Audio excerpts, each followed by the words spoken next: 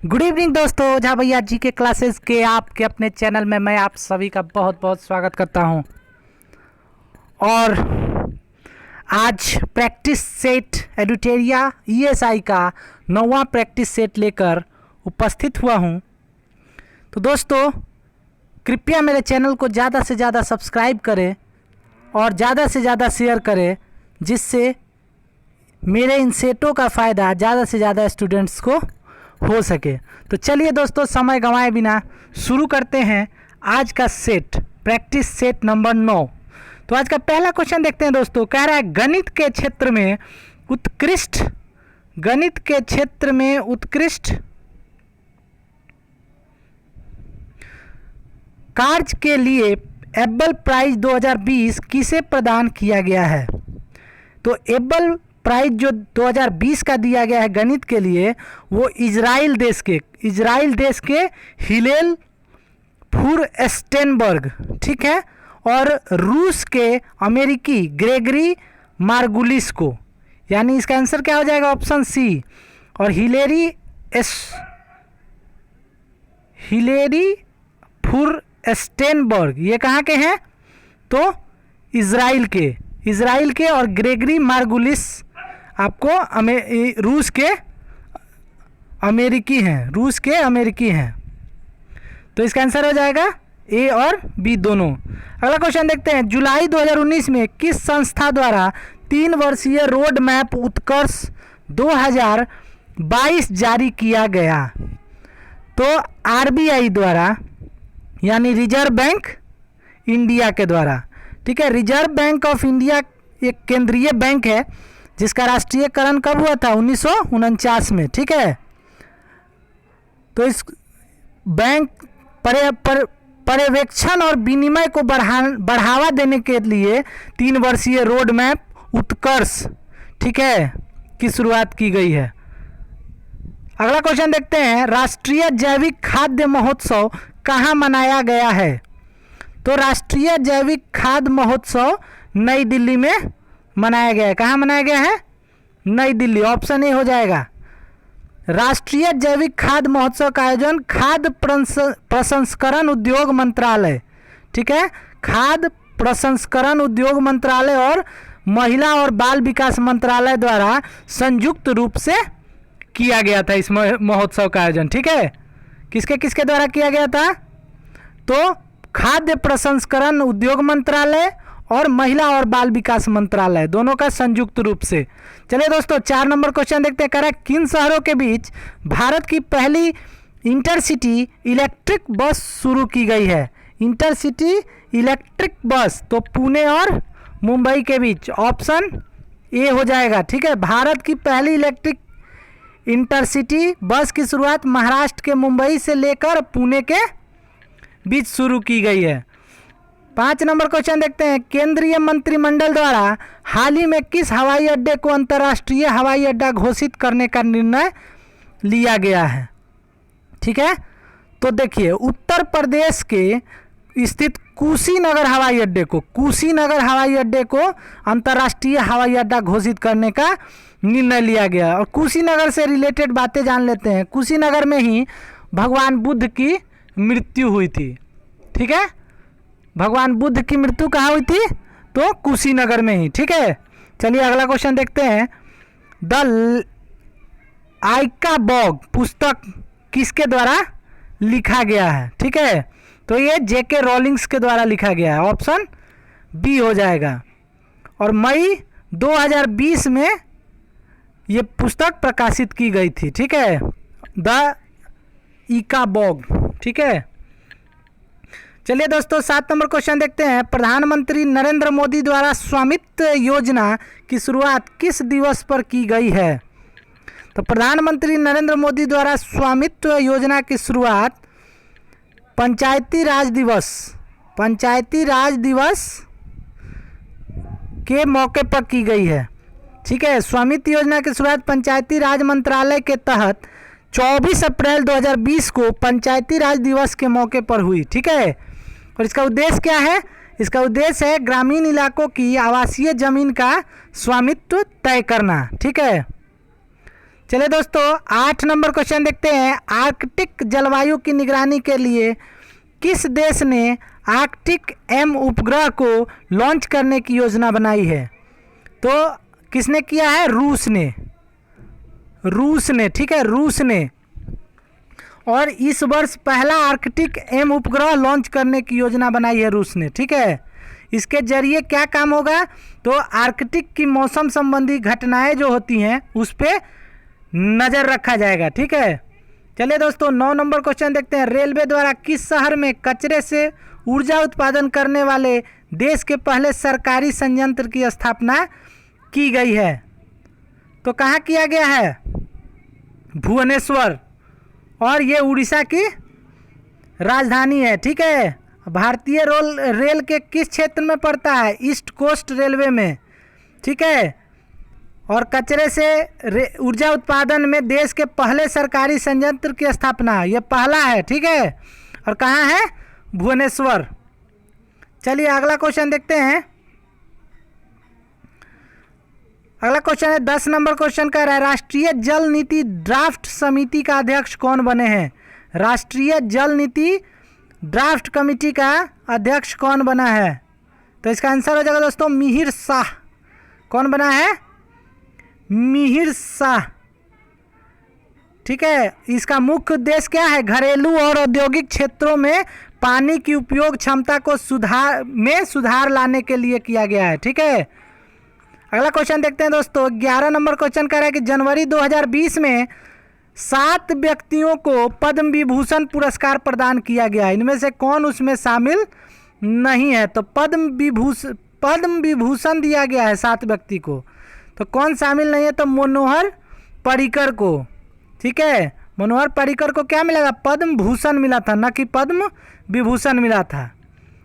तो पद्म विभूषण में 7 और पद्म भूषण में कितने लोगों को मिला था? 16 लोगों को, जिसमें मनोहर पर्रिकर भी थे। चलिए 12 नंबर क्वेश्चन देखते हैं।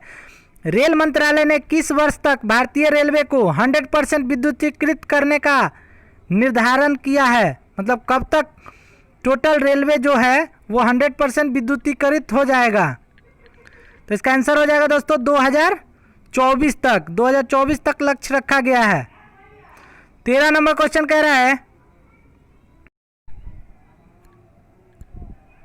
अगला क्वेश्चन देखते हैं दोस्तों। 13 नंबर क्वेश्चन कह रहा है हाल ही में उपभोक्ता संरक्षण अधिनियम में संशोधन किया गया है। यह अधिनियम किस वर्ष लाया गया था? तो 1986 में उपभोक्ता संरक्षण अधिनियम 1986 को संशोधित करके 20 जुलाई 2020 को इसे लागू कर दिया गया। कब लागू किया गया? 20 जुलाई 2020 को। चलिए दोस्तों 14 नंबर क्वेश्चन देखते हैं। पॉलिटिक्स ऑफ अपॉर्चुनिज्म पुस्तक के लेखक कौन है? पॉलिटिक्स ऑफ अपॉर्चुनिज्म पुस्तक के लेखक कौन है? तो आरपीएन सिंह, ऑप्शन डी हो जाएगा। चलिए दोस्तों 15 नंबर क्वेश्चन देखते हैं। हाल ही में प्रारंभ की गई अभिनंदन योजना का संबंध किस राज्य सरकार से है? तो अभिनंदन योजना कहाँ शुरू हुई है? आसाम में। कहाँ? आसाम में। और ये किस लिए किया गया है? इस उच्च शिक्षा हेतु योग्य छात्रों को ऋण के रूप में 50,000 की सब्सिडी प्रदान करने के उद्देश्य से असम सरकार ने इसको शुरू किया है। इसका लक्ष्य क्या है कि जो योग्य छात्र हैं उनको 50,000 रुपये तक की सब्सिडी असम सरकार देगी, ठीक है, उच्च शिक्षा ग्रहण करने हेतु। चलिए दोस्तों 16 नंबर क्वेश्चन देखते हैं। कह रहा है 19वां एशियाई खेल के संबंध में निम्न कथनों पर विचार करें। तो इसका आयोजन 2020 में चीन में किया गया, पहला हो गया। दूसरा कह रहा है इसके लिए चीन के राष्ट्रीय पक्षी को शुभंकर चुना गया, ठीक है।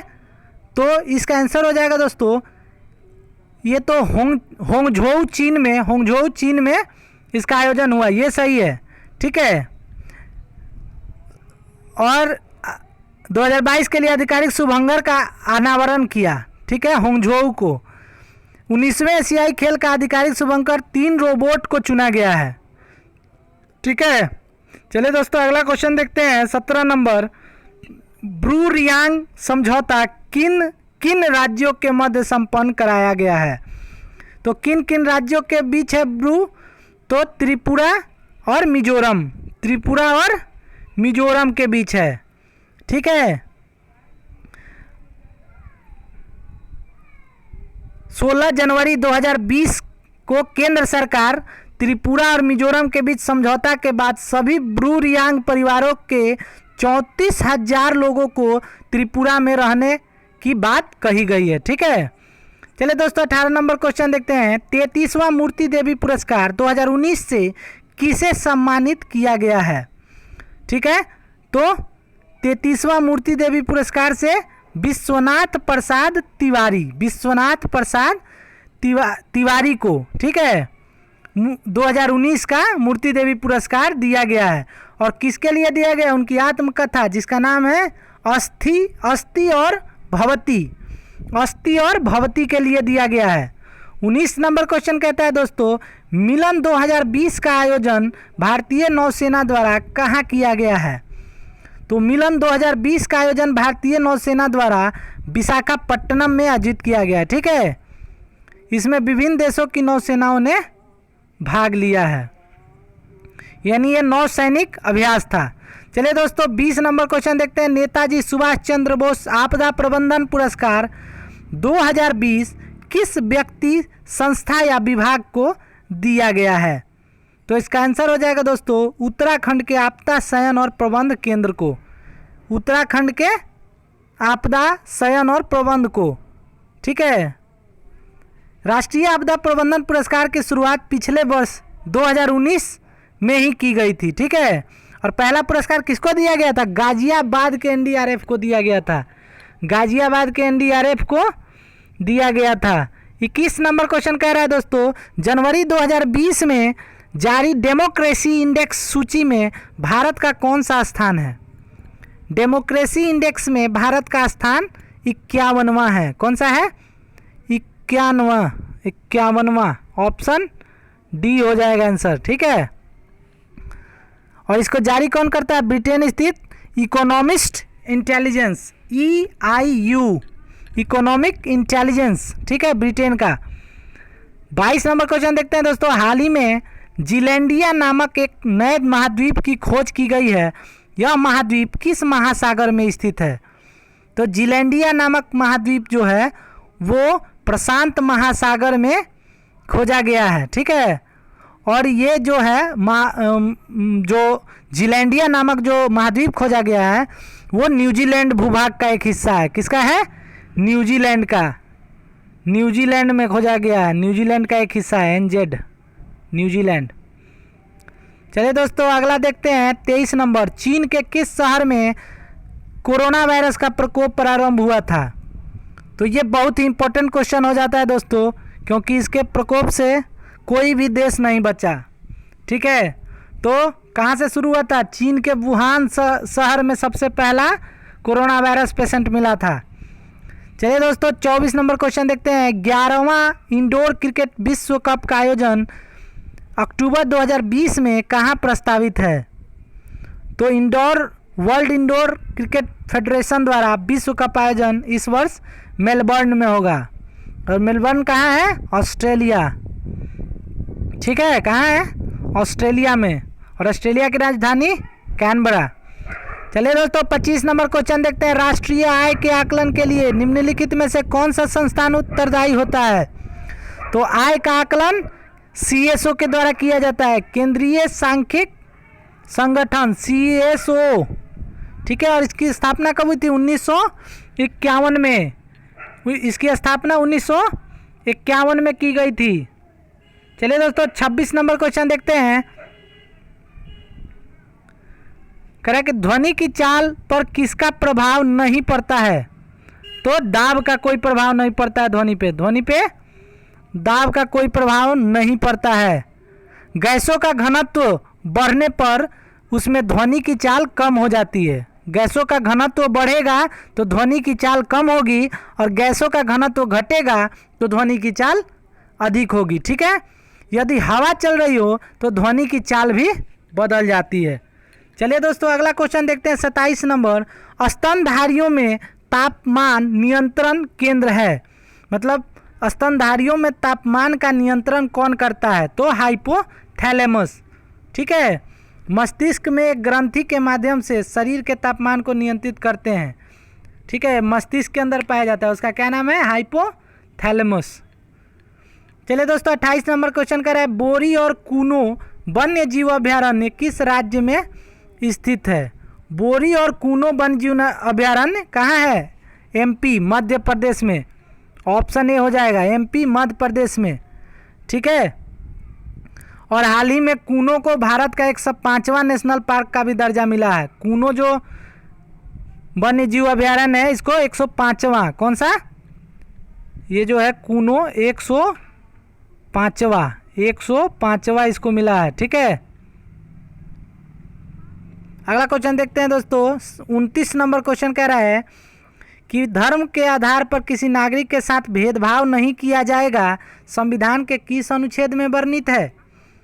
तो अनुच्छेद 15 में, संविधान के अनुच्छेद 15 में क्या कहा गया है?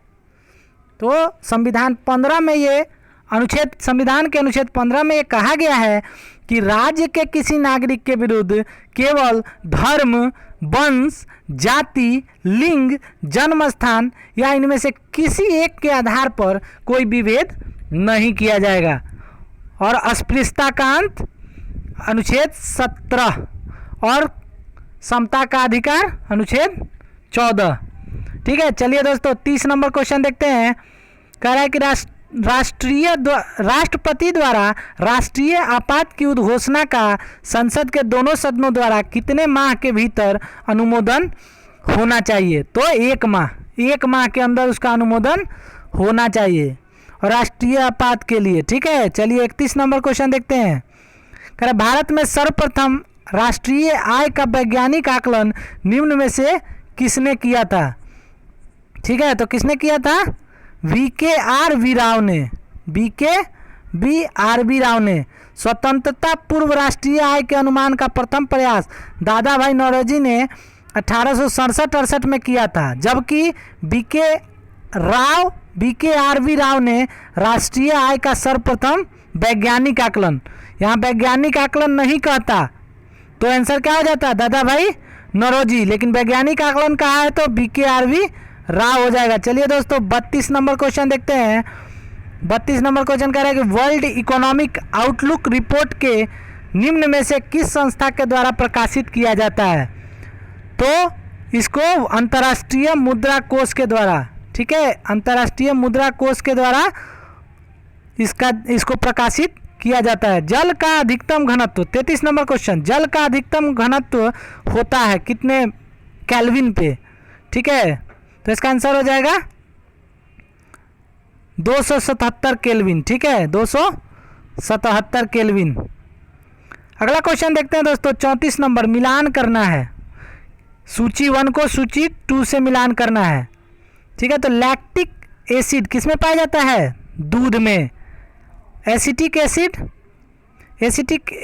सिरका में। ठीक है, और साइट्रिक एसिड नींबू में, और ब्यूटाइक अम्ल किस में होता है? दुर्गंध युक्त मक्खन में। यानी इसका आंसर क्या हो जाएगा?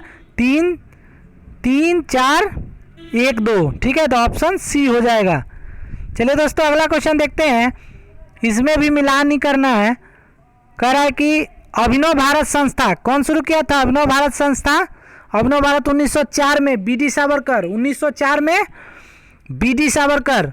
अखिल भारतीय ट्रेड यूनियन कांग्रेस की स्थापना 1920 में कौन? MN जोशी के द्वारा। उसके बाद हिंदुस्तान सोशलिस्ट रिपब्लिकन एसोसिएशन, इसकी स्थापना 1928 में हुई थी। कब हुई थी? 1928 में। चलिए दोस्तों, इसका 1928 में। ठीक है, और इसकी स्थापना कौन किए थे? चंद्रशेखर आज़ाद ने किया था। और नौजवान सभा की स्थापना कब हुई थी? 1926 में। नौजवान सभा की स्थापना 1926 में। ठीक है, भगत सिंह के द्वारा। तो हिंदुस्तान रिपब्लिकन एसोसिएशन हो गया आपको चंद्रशेखर आज़ाद के द्वारा, और नौजवान सभा 1926 वाला भगत सिंह के द्वारा। ठीक है, तो इसका आंसर हो जाएगा दोस्तों DCBA, ऑप्शन सी हो जाएगा सही। चलिए दोस्तों अगला क्वेश्चन देखते हैं। 36 नंबर क्वेश्चन कह रहा है बंग भंग विरोधी आंदोलन का प्रारंभ किस तिथि को हुआ था? तो बंग भंग आंदोलन का प्रारंभ 16 अक्टूबर 1905 को, 16 अक्टूबर 1905 को हुआ था। ठीक है, और उस समय गवर्नर जनरल कौन था? Lord Curzon, Lord Curzon, Lord Curzon के। ठीक है, और अगला क्वेश्चन देखते हैं 37 नंबर क्वेश्चन देखते हैं दोस्तों। अभयारण्य है और किस राज्य से संबंधित है? तो अभयारण्य और राज्य में चुनना है कि कौन सा इसमें संबंधित नहीं है। तो चंद्रप्रभा वन्य जीव अभयारण्य उत्तर प्रदेश, बिल्कुल सही है। चंद्रप्रभा वन्य जीव अभयारण्य उत्तर प्रदेश में है। ठीक है, दूसरा कह रहा है जयसमंद वन्य जीव अभयारण्य, जयसमंद वन्य जीव अभयारण्य राजस्थान, ये भी बिल्कुल सही है। करेरा वन्य जीव अभयारण्य, करेरा मध्य प्रदेश, ये भी सही है। और चौथा कह रहा है नाहरगढ़ वन्य जीव अभयारण्य कर्नाटक, तो ये गलत हो जाएगा। नाहरगढ़ जो है वो कहाँ है? उत्तर, ये राजस्थान में है। राजस्थान के कहाँ? जयपुर में, राजस्थान के जयपुर में है, जयपुर, जयपुर में है। ठीक है, चलिए अगला क्वेश्चन देखते हैं दोस्तों। 38 नंबर क्वेश्चन, निम्नलिखित में से किस खेल के खिलाड़ियों की संख्या 7 होती है? तो किस खेल में 7 होती है? Kabaddi, kabaddi, water polo. ठीक है, कबड्डी और वाटर पोलो में और फ्रिस्बी में, फ्रिस्बी में 7 होती है। ठीक है, चलिए 39 नंबर क्वेश्चन देखते हैं। संविधान के किस अनुच्छेद के तहत सर्वोच्च न्यायालय रीट जारी करता है?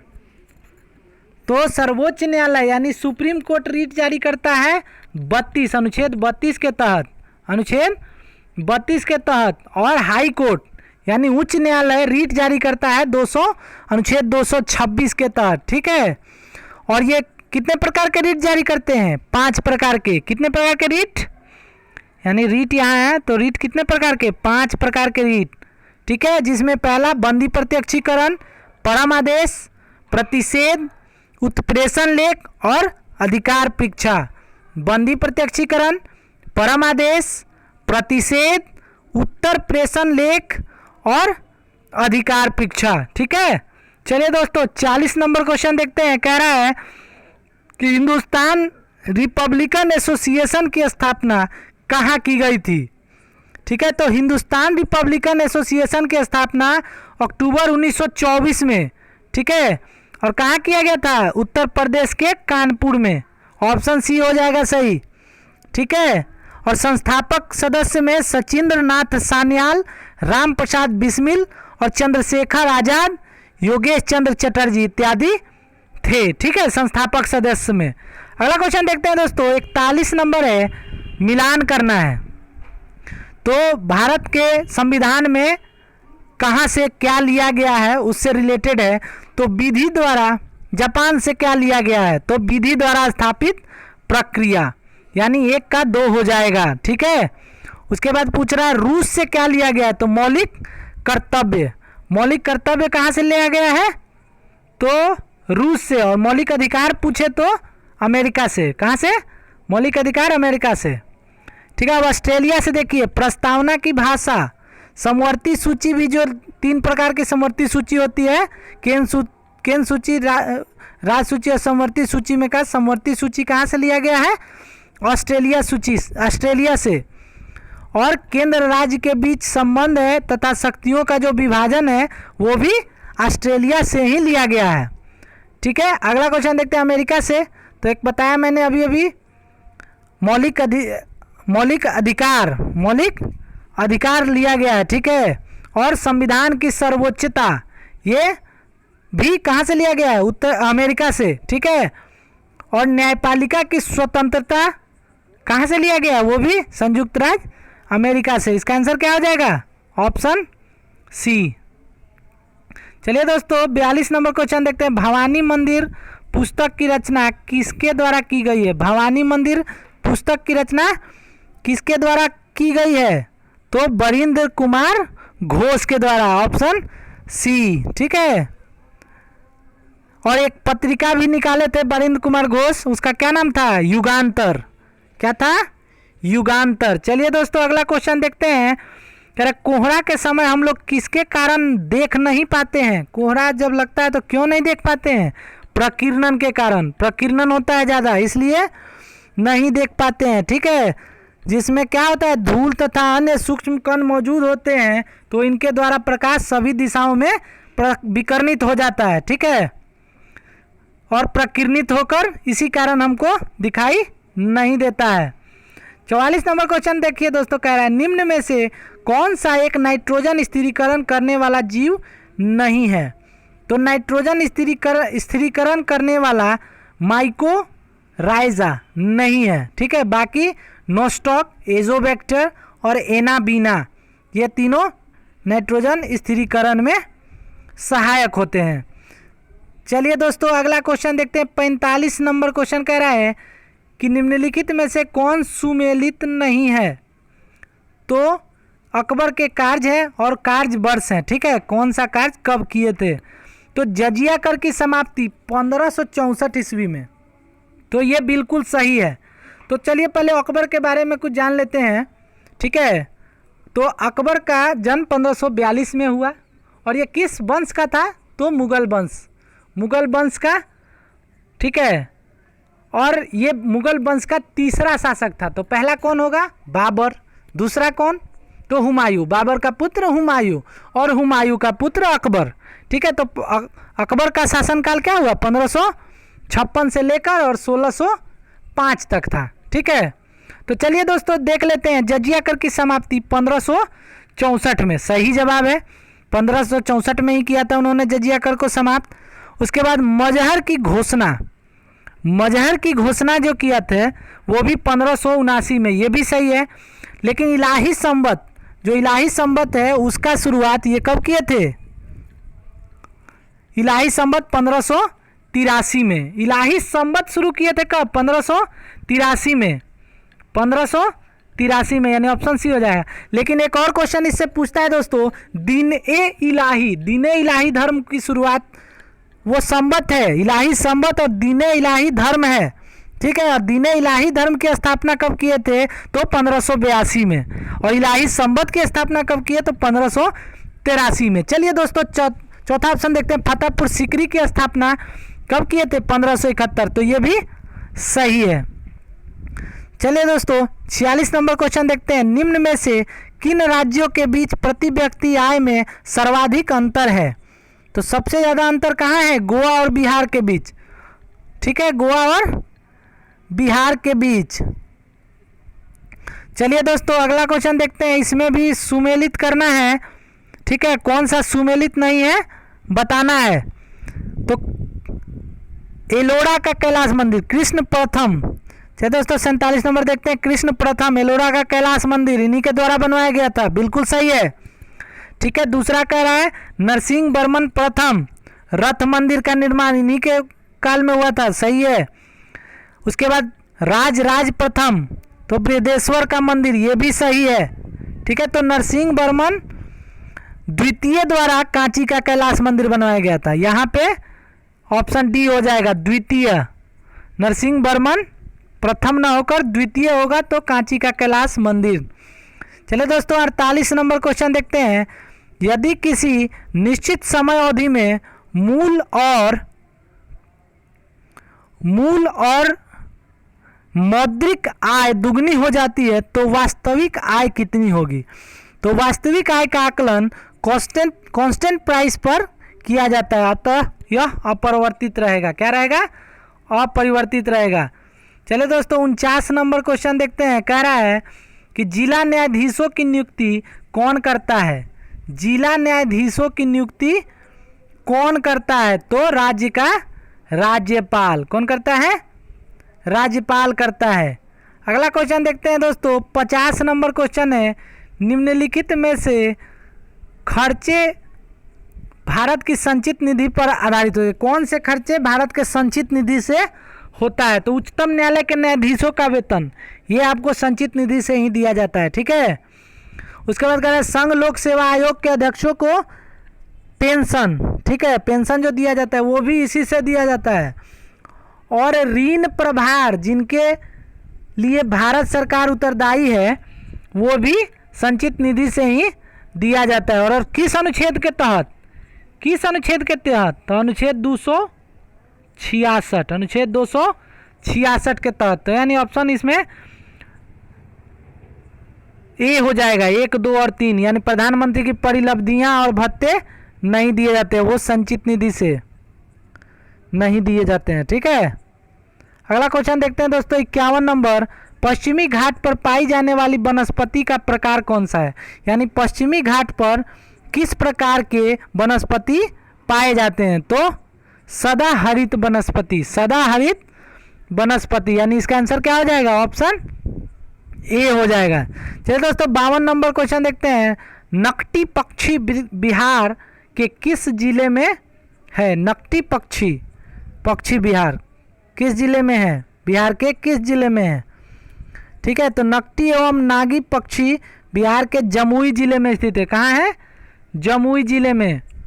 53 नंबर क्वेश्चन देखते हैं दोस्तों। कह रहा है कि निम्नलिखित में से किस शासक ने बतापी कोंड की उपाधि धारण की थी? तो बतापी कोंड की उपाधि नरसिंह वर्मन प्रथम ने, ठीक है, नरसिंह वर्मन प्रथम ने बतापी कोंड की उपाधि धारण की थी। वह पल्लव वंश का शासक था। किस वंश का था? पल्लव वंश का शासक था, ठीक है।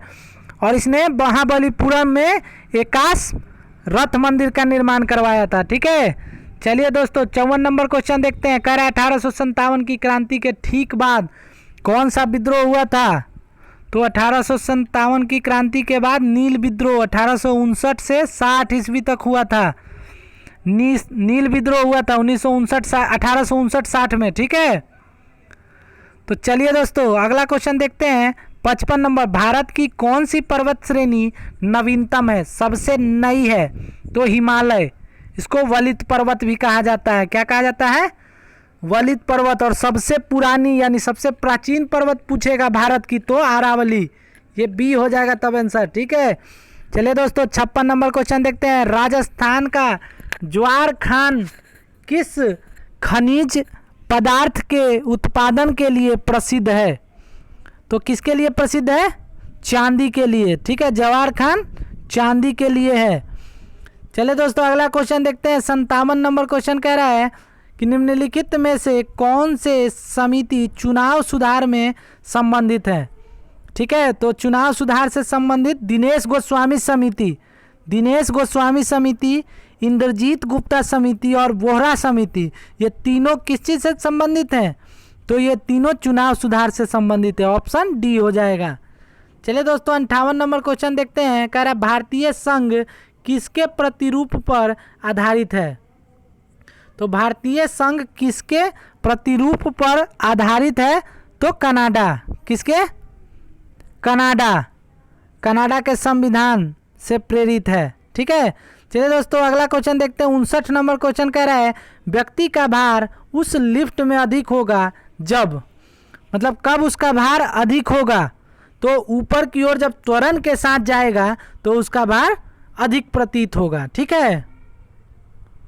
चलिए दोस्तों अगला देखते हैं 60 नंबर क्वेश्चन। तो इसका आंसर क्या हो जाएगा दोस्तों? ऑप्शन सी, ऊपर की ओर त्वरित होने पर, त्वरण के साथ ऊपर जाने में। चलिए 60 नंबर क्वेश्चन देखते हैं। यदि केंद्रीय बैंक द्वारा रेपो दर में वृद्धि की जाती है तो क्या होगा? अगर रेपो दर में वृद्धि होगी तो मुद्रा प्रसार में कमी आएगी, यानी ऑप्शन बी हो जाएगा इसका आंसर। चलिए दोस्तों 61 नंबर क्वेश्चन कह रहा है निम्नलिखित में से कौन सुमेलित नहीं है? तो मामलुक वंश या गुलाम वंश, एक ही नाम है। तो इसका कुतुबुद्दीन ऐबक ने 1206 में किया था, ठीक है, तो ये सही है। और लोदी वंश का संस्थापक इब्राहिम लोदी नहीं, लोदी वंश का अंतिम शासक था इब्राहिम लोदी, ठीक है, संस्थापक नहीं। तो संस्थापक तो कौन था लोदी वंश का? तो बहलोल लोदी। कौन था? बहलोल लोदी, ठीक है। और अगला देखते हैं सैयद वंश। तो सैयद वंश की स्थापना खिज्र खान ने किया था, एकदम सही है। और खिलजी वंश का संस्थापक जलालुद्दीन खिलजी था, ये भी सही है। चलिए अगला क्वेश्चन देखते हैं, तुजुके बाबरी का फारसी में अनुवाद किसने किया था? तो तुजुके बाबरी बाबर की आत्मकथा थी जिसको तुर्की भाषा में बाबर ने लिखा था, ठीक है। तो इसका फारसी में अनुवाद कौन किया था? तो अब्दुल रहीम खन खाना ने, अब्दुल रहीम खन खाना ने 1583 ईस्वी में, 1583 ईस्वी में किया था, ठीक है। चलिए दोस्तों 63 नंबर क्वेश्चन देखते हैं। कह रहा है संगठन है और उसका स्थापना वर्ष है, ठीक है। तो कह रहा है कि कौन सुमेलित नहीं है, इसमें से चुनना है। तो देखिए दोस्तों, एशियाई विकास बैंक यानी एडीबी, एशियन डेवलपमेंट बैंक का स्थापना 1966 में हुआ था, सही है। उसके बाद कह रहे गुट निरपेक्ष आंदोलन, गुट निरपेक्ष आंदोलन 1961 में हुआ था, ये भी सही है। और नाटो की स्थापना, नाटो का फुल फॉर्म हो जाएगा दोस्तों नॉर्थ अटलांटिक ट्रीटी ऑर्गेनाइजेशन की स्थापना 1949 में हुई थी। कब हुई थी? 1949 में, यानी 46 में नहीं, 49 में, ठीक है। तो यही गलत हो जाएगा, 46 नहीं 49 हो जाएगा। और WTO की स्थापना, वर्ल्ड ट्रेड ऑर्गेनाइजेशन, विश्व व्यापार संगठन का स्थापना कब हुआ था? 1995 में। चलिए दोस्तों 64 नंबर क्वेश्चन देखते हैं, निम्न में से क्षोभ मंडल के संबंध में सही नहीं है। कह रहा है कि इसमें ऊंचाई बढ़ने के साथ तापमान कम होता है, ठीक है। तो सही जवाब है, सही है कि तापमान कम होता है। और पूछ रहा है कौन सा सही नहीं है, चुनना है। अगला कह रहा है क्षोभ मंडल की ऊंचाई ग्रीष्म काल में बढ़ जाती है, सही है, ग्रीष्म काल में बढ़ जाती है और शरद काल में घट जाती है, तो ये बी भी सही है। अगला कोई ऑप्शन कह रहा है क्षोभ मंडल में मौसमी संबंधी कोई घटना नहीं होती है, तो यही बिल्कुल गलत है, क्योंकि जितनी भी मौसमी घटनाएं होती हैं वो सभी क्षोभ मंडल में ही होती है, ठीक है। उसके बाद चौथा ऑप्शन कह रहा है क्षोभ मंडल के ऊपरी सीमा को ट्रोपोपाज कहते हैं, ये भी सही है, ठीक है। तो इसका आंसर हो जाएगा ऑप्शन सी। चलिए दोस्तों संवेग का मात्रक देखते हैं कौन सा होगा। 65 नंबर क्वेश्चन है संवेग का मात्रक। तो वेग गुने द्रव्यमान होता है, ठीक है, वेग गुने द्रव्यमान होता है। तो इसका आंसर क्या हो जाएगा? इसका आंसर हो जाएगा दोस्तों 1 किलोग्राम x मीटर प्रति सेकेंड, यानी ऑप्शन ए हो जाएगा, ठीक है, मीटर प्रति सेकेंड। अगला क्वेश्चन देखते हैं 66 नंबर, 42वें संविधान संशोधन 1976 द्वारा भारतीय संविधान के प्रस्तावना में किन नए शब्दों को जोड़ा गया था? तो 3 नए शब्द जोड़े गए थे। 42वें संविधान संशोधन 1976 के द्वारा 3 शब्द जोड़े गए थे, और इसको मिनी संविधान भी कहा जाता है 42वें संविधान संशोधन को, ठीक है। तो इसमें कौन कौन से थे? समाजवादी, पंथ निरपेक्ष और अखंडता, ठीक है, पंथ निरपेक्ष और अखंडता, यानी बंधुत्व नहीं था। तो यानी ऑप्शन क्या हो जाएगा? Option C. चलिए दोस्तों अगला क्वेश्चन देखते हैं 67 नंबर, सुमेलित करना है कि कौन सुमेलित नहीं है। तो चलिए दोस्तों देखते हैं शक संवत 1900, शक संवत कब शुरू हुआ था? तो 78 ईस्वी में, ठीक है, शक संवत कब हुआ था? 78 ईस्वी में, सही है। विक्रम संवत 58 ईसा पूर्व में, ये भी सही है। गुप्त संवत 320 ईस्वी में, ये भी सही है। और हिजरी संवत 622 ईस्वी में शुरू हुई थी। कब हुई थी हिजरी संवत? 622 ईस्वी में, ठीक है। और कौन शुरू किया था हिजरी संवत? मोहम्मद साहब के द्वारा शुरू किया गया था। चलिए दोस्तों अगला देखते हैं 68 नंबर क्वेश्चन है, कह रहा है कि भगत सिंह एवं बटुकेश्वर दत्त ने केंद्रीय विधानसभा में किसके विरोध में बम फेंके? तो दोस्तों इसका आंसर क्या हो जाएगा? इसका आंसर हो जाएगा ट्रेड, किस विरोध में बम फेंका था? तो ट्रेड डिस्प्यूट बिल और पब्लिक सेफ्टी बिल के विरुद्ध में, यानी ऑप्शन ए और बी हो जाएगा आंसर। चलिए दोस्तों 69 नंबर क्वेश्चन देखते हैं, कह रहा है कि जास्कर श्रेणी किस हिमालय में स्थित है? तो जास्कर श्रेणी जो है वो ट्रांस हिमालय के अंतर्गत आता है। किस हिमालय में? ट्रांस हिमालय में, ठीक है। ट्रांस हिमालय में स्थित अन्य श्रेणी में काराकोरम और लद्दाख, यानी लद्दाख भी जास्कर श्रेणी में ही आता है, और काराकोरम भी। चलिए दोस्तों 70 नंबर क्वेश्चन देखते हैं, दहसाला बंदोबस्त निम्न में से किसके दिमाग की उपज थी? तो दहसाला बंदोबस्त टोडरमल के द्वारा, कौन किसका दिमाग का उपज था? टोडरमल का। ठीक है, अकबर के दीवान थे टोडरमल। ठीक है, 1580 ईस्वी में लगान वसूली हेतु एक नई यही जो प्रथा दहसाला प्रथा थी इसको शुरू किए थे। ठीक है, चलिए दोस्तों 71 नंबर क्वेश्चन कह रहा है कि दचिग्राम राष्ट्रीय उद्यान निम्नलिखित में से किस वन्य जीव के लिए प्रसिद्ध है? ठीक है, तो किस वन्य जीव के लिए प्रसिद्ध है? तो हंगुल के लिए। किसके लिए? हंगुल। ठीक है, और ये केंद्र शासित प्रदेश लद्दाख के अंतर्गत आता है। ठीक है, और हंगुल का कश्मीरी हिरन भी कहा जाता है उसको। 72 नंबर क्वेश्चन देखते हैं, क्योटो प्रोटोकॉल का संबंध है। क्योटो प्रोटोकॉल का क्या संबंध है? ग्रीन हाउस गैसों के उत्सर्जन से। किससे संबंधित है? ग्रीन हाउस गैसों के। इसका ये 1997 में जापान में अपनाया गया था। ठीक है, क्योटो प्रोटोकॉल के तहत 1997 में जापान में अपनाया गया था, जिसका उद्देश्य क्या था? ग्रीन हाउस गैसों के उत्सर्जन में कमी लाना। ठीक है, अगला क्वेश्चन देखते हैं दोस्तों, कह रहा है 73 नंबर, निम्न में से कौन आरबीआई का कार्य नहीं है? तो कौन सा आरबीआई का कार्य नहीं है? तो अगला को इसको देखते हैं, साख नियंत्रण। ठीक है, तो साख नियंत्रण, विदेशी विनिमय का नियंत्रण, बैंकों के बैंक का कार्य करना और कृषि वित्त की व्यवस्था। ठीक है, तो इनमें से कोई नहीं हो जाएगा। कौन सा कार्य नहीं है पूछ रहा है, यानी ये सभी कार्य इसके द्वारा किया जाता है। ठीक है, बैंकों के बैंक के रूप में भी पूछता है क्वेश्चन कि बैंकों के बैंक कौन सा है? तो आरबीआई। ठीक है, अगला क्वेश्चन देखते हैं। अगला क्वेश्चन देखते हैं दोस्तों 74 नंबर, रक्त के वर्गीकरण का सिद्धांत किसने दिया था? तो रक्त के वर्गीकरण का सिद्धांत कार्ल लैंडस्टीनर ने। किसने? कार्ल लैंडस्टीनर ने। अगला क्वेश्चन देखते हैं, कह रहा है किसी प्रिज्म से गुजरने पर कौन से रंग की प्रकाश किरण सबसे अधिक अपरिवर्तित होती है? तो सबसे अधिक अपरिवर्तित होती है,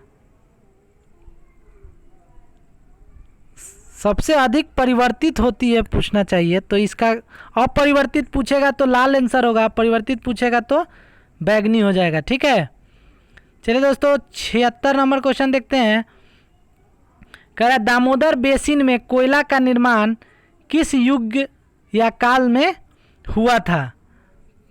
तो इसका आंसर हो जाएगा दोस्तों सी, कार्बोनिफेरस युग में। कार्बोनिफेरस युग में दामोदर, सोन, महानदी और गोदावरी बेसिन में कोयले का निर्माण हुआ था। ठीक है, तो अगला क्वेश्चन देखते हैं दोस्तों 77 नंबर क्वेश्चन है, कांग्रेस की उत्पत्ति के संबंध में सेफ्टी वाल्व का सिद्धांत निम्नलिखित में से किसने दिया था? तो सेफ्टी वाल्व का सिद्धांत किसने दिया था? लाला लाजपत राय ने। ऑप्शन डी हो जाएगा। ठीक है, अगला क्वेश्चन देखते हैं दोस्तों, कह रहा है कि डायलिसिस किससे संबंधित है? तो डायलिसिस किससे है? किडनी से, किडनी ब्रिक। ठीक है, अगला क्वेश्चन देखते हैं 79 नंबर क्वेश्चन कह रहा है कि प्रकाश संश्लेषण होता है। प्रकाश संश्लेषण होता है, तो इसका आंसर क्या हो जाएगा? क्लोरोप्लास्ट में। किस में होता है? क्लोरोप्लास्ट में। अगला क्वेश्चन है, सूची 1 को सूची 2 से मिलान करना है। कह रहा है कि प्रतिहार, ठीक है, तो प्रतिहार राज्य है उस समय का और उसकी राजधानी के बारे में चर्चा हो रहा है। तो प्रतिहार राज्य की राजधानी कहाँ थी? कन्नौज थी। प्रतिहार की कन्नौज थी। ठीक है, उसके बाद कह रहा है कि चोल साम्राज्य का कहाँ था? चोल राज्य का राजधानी तंजौर में, चोल का तंजौर था। ठीक है, और उसके बाद पूछ रहा है परमार, तो परमार का धारा नगरी, परमार का धारा नगरी और सोलंकी का अनिलवार। ठीक है, तो इसका आंसर क्या हो जाएगा? Option D. अगला क्वेश्चन देखते हैं दोस्तों 81 नंबर क्वेश्चन कह रहा है, राजकोषीय निम्न में से कौन सी सही है? कौन सी सही घटना है? तो यानी ऑप्शन ए पढ़ते हैं, राजकोषीय घाटा, बजटीय घाटा एवं उधार और अन्य देयताओं का योग होता है। ठीक है, तो ये सही है। ठीक है, और सरकार के बजट में कुल प्राप्तियों की तुलना में यदि कुल व्यय अधिक हो तो उसे राजस्व घाटा कहते हैं। गलत है। इस राजकोषीय घाटा किसको बोलते हैं? बजटीय घाटा एवं उधार और अन्य देयताओं का योग होता है। बजट में कुल प्राप्ति की तुलना में यदि कुल व्यय अधिक हो तो उसे बजटीय घाटा कहते हैं। तो ऑप्शन ए हो जाएगा इसका। चलिए 82 नंबर क्वेश्चन देखते हैं। तो भारत छोड़ो आंदोलन के दौरान स्थापित समानांतर सरकारों में सबसे ज़्यादा समय तक रहने वाली सरकार कौन थी? तो सबसे ज़्यादा समय तक कौन रहा था? सतारा। ठीक है, सतारा। अगला क्वेश्चन देखते हैं 83 नंबर। प्रजापति उत्तर वैदिक काल में किसके प्रमुख देवता थे? तो प्रजापति किसके देवता थे? सृजन के देवता। कौन देवता थे? सृजन के देवता। 84 नंबर क्वेश्चन देखते हैं। जैन धर्म के 5 महाव्रतों में निम्न में से कौन नहीं है? तो कौन सा नहीं है? तो स्यादवाद। ठीक है, जैन धर्म के 5 व्रतों में अहिंसा, अपरिग्रह, अस्तेय, ठीक है, और अमरीसा, और 5वां जो ब्रह्मचर्य है उसको जैन धर्म के आखिरी तीर्थंकर कौन थे? महावीर स्वामी ने जोड़ा था। चलिए दोस्तों 85 नंबर क्वेश्चन देखते हैं। द्वितीय जैन संगीति 512 ईस्वी में किस जगह हुई थी? तो द्वितीय जैन संगीति 512 ईस्वी में वल्लभी, गुजरात में हुई थी। वल्लभी कहाँ है? गुजरात में। गुजरात में। 86 नंबर क्वेश्चन देखते हैं दोस्तों। शेख सलीम चिश्ती किस शासक के समकालीन थे? तो शेख सलीम चिश्ती अकबर के समकालीन थे। अकबर ने अपने पुत्र का नाम सलीम इन्हीं के नाम पर रखा था। ठीक है, चलिए दोस्तों 87 नंबर क्वेश्चन देखते हैं। बौद्ध धर्म के संघ संबंधी नियम तथा आचरण किस पुस्तक में संग्रहित है? बौद्ध धर्म के संघ संबंधी नियम तथा आचरण किस में संग्रहित है? तो विनय पिटक में। 3 पिटक था। कौन कौन? विनय पिटक, सूत पिटक और अभिधम पिटक। ठीक है, तो विनय पिटक में संघ का नियम तथा आचरण, सूत पिटक में धार्मिक सिद्धांत एवं आदेश, और अभिधम पिटक में दार्शनिक। ठीक है, चलिए दोस्तों 88 नंबर क्वेश्चन देखते हैं। दारा शिकोह ने किस ग्रंथ का फारसी में अनुवाद करवाया? दारा शिकोह ने उपनिषद का। किसका? उपनिषद का। और सिर्रे अकबर के नाम से कराया था। किस नाम से उपनिषद का करवाया था? सिर्रे अकबर। चलिए 89 नंबर क्वेश्चन देखते हैं दोस्तों। भारत में परमाणु ऊर्जा आयोग की स्थापना किस वर्ष हुई थी? तो भारत में परमाणु ऊर्जा आयोग की स्थापना 1948 में 10 अगस्त 1948 को हुई थी। और इसके प्रथम अध्यक्ष कौन थे? होमी जहांगीर भाभा। कौन थे? होमी जहांगीर भाभा। अगला क्वेश्चन देखते हैं दोस्तों। 90 नंबर क्वेश्चन कह रहा है तमिलनाडु एवं आंध्र प्रदेश के तट को किस नाम से जाना जाता है? तो इसको क्या? कोरोमंडल तट के नाम से जाना जाता है। ठीक है, अगला क्वेश्चन देखते हैं 91 नंबर। संयुक्त राष्ट्र पर्यावरण कार्यक्रम UNEP का मुख्यालय कहाँ पर है? संयुक्त राष्ट्र पर्यावरण कार्यालय का मुख्यालय नैरोबी में है। कहाँ है? नैरोबी। और ये केन्या की राजधानी है, केन्या में है। ठीक है, अगला क्वेश्चन देखते हैं 92 नंबर। निम्नलिखित में से किस तट से कितनी दूरी को प्रादेशिक जल के रूप में जाना जाता है? यानी 12 समुद्री मील तक। ठीक है, प्रादेशिक सीमा है, जल सीमा। 93 नंबर क्वेश्चन कह रहे कोयना नदी किसकी सहायक नदी है? तो कोयना कृष्णा की सहायक नदी है। कृष्णा नदी की सहायक नदी है कोयना। 94 नंबर क्वेश्चन देखते हैं। वीरभूमि किसका समाधि स्थल है? वीरभूमि राजीव गांधी से। वीरभूमि राजीव गांधी से। और लाल बहादुर शास्त्री से देखते हैं विजय घाट। लाल बहादुर शास्त्री से विजय घाट। जवाहरलाल नेहरू से शांतिवन। और इंदिरा गांधी से शक्ति स्थल, इंदिरा गांधी से क्या हो जाएगा, शक्ति स्थल। तो वीर भूमि किसका समाधि स्थल हो गया, राजीव गांधी का। अगला क्वेश्चन देखते हैं, 95 नंबर क्वेश्चन है, निम्नलिखित में से कौन सी श्रृंखला द्वितीयक रंगों की है। द्वितीयक रंगों की श्रृंखला कौन सी है, तो पीला, मैजेंटा और पीकॉक नीला। यानी और प्राइमरी कलर में कौन सा आता है, लाल, हरा और नीला। ठीक है, लाल, हरा और नीला। तो इसमें लाल है तो ये ख़त्म, इसमें भी लाल और हरा नीला तीनों है तो ये तो ख़त्म ही हो गया। और नीला, पीला, हरा है तो इसमें भी हरा और नीला दिया है, यानी ये दोनों प्राइमरी कलर हैं। द्वितीय कलर में पीला, मैजेंटा और पीकॉक ब्लू हो जाएगा। चलिए दोस्तों 96 नंबर क्वेश्चन देखते हैं, निम्नलिखित में से कौन कैथोड किरण का गुण नहीं है। तो कैथोड किरण का कौन सा गुण नहीं है, तो देखते हैं दोस्तों 96 का आंसर हो जाएगा, इसकी वेधन क्षमता उच्च होती है, नहीं। ठीक है, यही इसका गलत हो जाएगा। अगला देखते हैं 97 नंबर क्वेश्चन, निम्न में से कौन सा शहर यूरोप की तेल राजधानी के रूप में जाना जाता है। यूरोप के तेल राजधानी के रूप में कौन सा जाना जाता है, एबरडीन। एबरडीन में पेट्रोलियम उद्योग की शुरुआत 20वीं सदी के मध्य के दौरान हुई थी। ठीक है, चलिए दोस्तों अगला देखते हैं 98 नंबर, राष्ट्रीय आपात की घोषणा राष्ट्रपति कर सकता है, कब करेगा, मंत्रिमंडल के लिखित सलाह पर। जब मंत्रिमंडल लिखित सलाह देगा तब राष्ट्रपति आपात की घोषणा कर सकता है। 99 नंबर क्वेश्चन है, राष्ट्रपति की संवैधानिक स्थिति के बारे में कौन सा कथन सही है। तो राष्ट्रपति राष्ट्र का प्रतिनिधित्व करता है किंतु राष्ट्र का शासन नहीं करता है, तो यानी आंसर क्या हो जाएगा, ए। 100 नंबर क्वेश्चन और आज का आखिरी क्वेश्चन, किस रीट का शाब्दिक अर्थ होता है, हम आदेश देते हैं। आदेश देते हैं तो यानी परम आदेश, आदेश परम आदेश, यानी आंसर बी हो जाएगा। तो दोस्तों ये था आज का 100 क्वेश्चन का सेट, अगला सेट लेकर कल फिर आऊँगा। धन्यवाद, गुड नाइट दोस्तों।